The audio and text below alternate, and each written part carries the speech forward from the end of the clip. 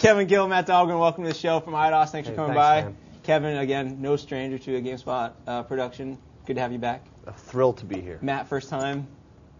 I sense a pattern here, Jeff. It seems like... Yeah, well, see, we've got people, people that are familiar bringing the new guys, new people in, so everyone gets to experience the magic of this couch. It truly is magical. Yeah. I've slept on this couch. It's nice. And magically, you guys have brought Tomb Raider Anniversary with you, and magically, the game looks completely brand new. It sure does. What we're looking at here is Tomb Raider Anniversary, which is essentially an epic retelling of the original Tomb Raider story and a complete reimagination of the original Tomb Raider game. It was just 10 years ago that Tomb Raider, the original, revolutionized the world of both 3D and action-adventure gaming with its unique approach. And we're here to celebrate that anniversary. We're here in Peru right now, just outside the Lost Valley. Laura, in her 10 years since she started, she hasn't just been resting on her laurels. She's been evolving, learning new moves and new tactics, ways to deal with enemies. Of course, her enemies, they didn't have a 10-year hiatus either. These animals, including the wolves, have been working around the clock. Even the wolves? Even the wolves. Crazy. They're now hunting in packs. They're using AI in ways they've never have before. Here in this particular part of Peru, this is reminiscent of a famous waterfall and cog puzzle area that was featured in the original Tomb Raider. The original waterfall, of course, was just like a pixel wide and more of a crack in the space-time continuum. Now it's a full-blown waterfall. The Gears puzzle, which was formerly, 3 12-inch records and a 7-inch record on a wall, is now a massively epic puzzle. By Matt placing that first gear in, he set the first part of these gears in motion. It opened up a new path for him. Multipath is one of the big features here. However, he's opting not to take that path at this moment, for reasons that will become clear as the demo progresses. Fair enough. Now with a game like Tomb Raider, you guys go back, you start tinkering with stuff. Do you get a little Spielberg and start putting walkie-talkies in the bad guys' hands, or are you guys staying true? Well, we felt we really wanted to stay true. One of the interesting areas was essentially that the original game was well known for how large the environments were and the sense of wonder and exploration. When you go back and look at those exact levels today, they're not quite as big or quite as wondrous because technology's come a long way. So it's been really exciting to keep that core spirit alive, but then rebuild, build out, and expand. Using an enhanced version of the Tomb Raider Legend engine to really kind of bring the whole experience together. So there's that sense of nostalgia. If you've played this game before, you're going to or if you played the original Tomb Raider, you're going to love Anniversary, but it doesn't mean that it's a requirement to enjoy this product that you need to have played the original in depth. Cool. So what kind of specific moves have come from Tomb Raider Legend? Well, it's interesting. So like I said, it's an enhanced version of the Tomb Raider engine, Tomb Raider Legend engine. So a lot of what you saw in Legend is present, but there's also a bunch of new stuff. There's things like a wall run feature, which is very interesting for navigating certain environments where Laura can use her. In Legend, there was a magnetic grappling hook. In Anniversary, she has a regular non-magnetic grappling hook. You got to graduate to the magnetic. Well, of course. Hook, yeah. I mean, it doesn't come easy. So essentially, the wall run, as well as the perch, is a really interesting move that Laura's bringing brand new to Anniversary, where she's able to, whether it's a series of poles or pillars, she can kind of quickly navigate. You have to manage keeping your balance and stuff as you go, but you're able to get that stuff happening. What's interesting here, what Matt's doing, is a second ago we saw him, he came to a point where there was a bridge blocking his path, using his grappling, or using his guns actually. He was able to shoot part of that bridge down, thus again choosing another path to go on. Which he's in progress of now. Of course, all the ledges and the platforming and exploration aspects are still fully intact. And obviously, Matt has played this game a couple times, so you won't be able to fly through this game as quickly. Absolutely. In fact, speaking of playthrough time and stuff, obviously the game itself is incredibly larger than the original Tomb Raider, but it's also 50% larger in scope and playthrough time than Tomb Raider Legend as well. So part of the goal was to really push the PlayStation 2 hardware to its maximum and really try to deliver that final epic action-adventure game that's true to the kind of original cornerstones of the Tomb Raider universe. Another interesting thing is with the soundtrack of the game. One of the things about Tomb Raider that was so captivating was you really felt like it was you and Lara alone, the sense of isolation and stuff and silence as you're in this world.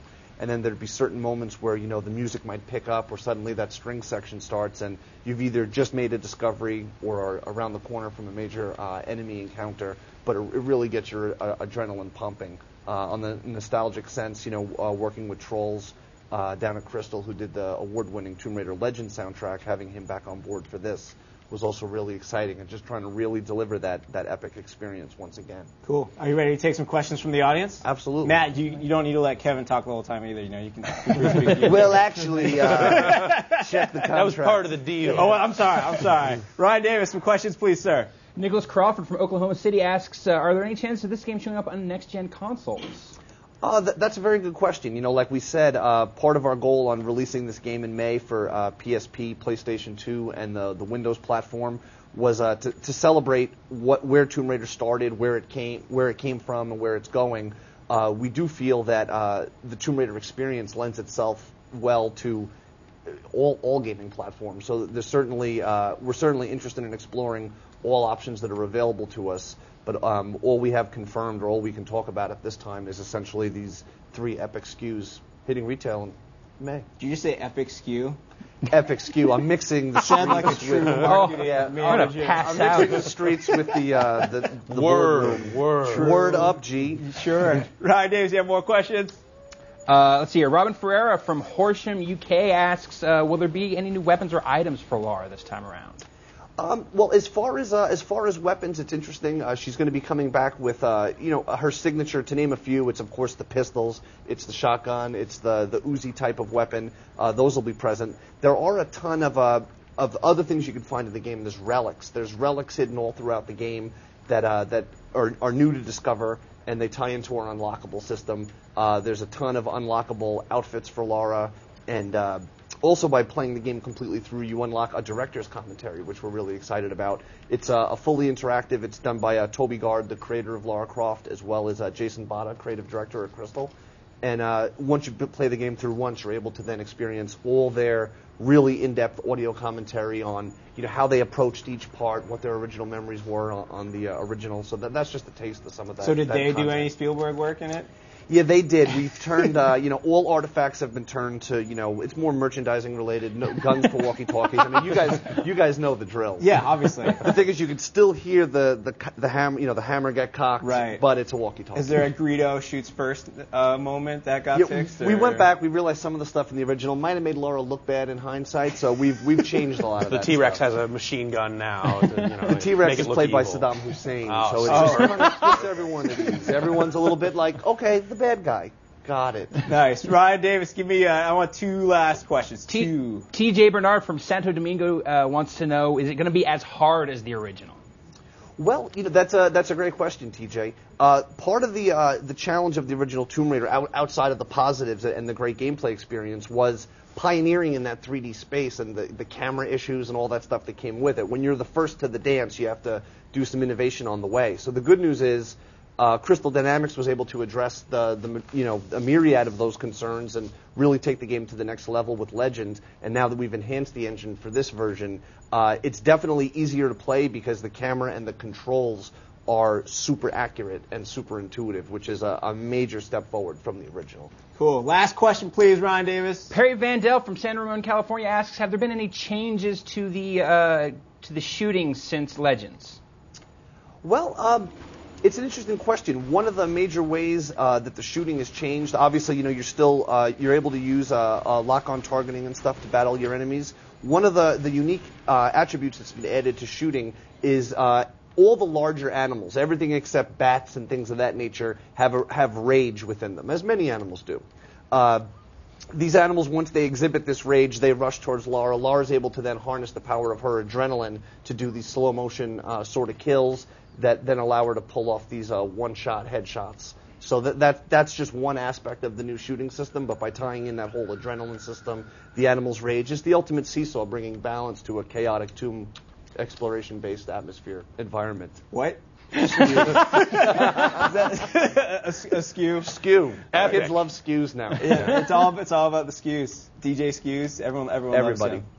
So the game is Tomb Raider Anniversary.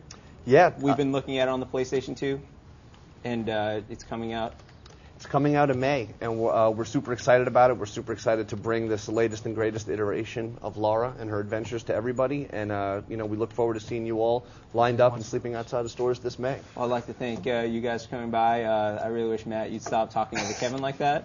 Again, I can't help it. I like to steal the show. All right, thank you guys. Appreciate it. Thank you very much. Come back.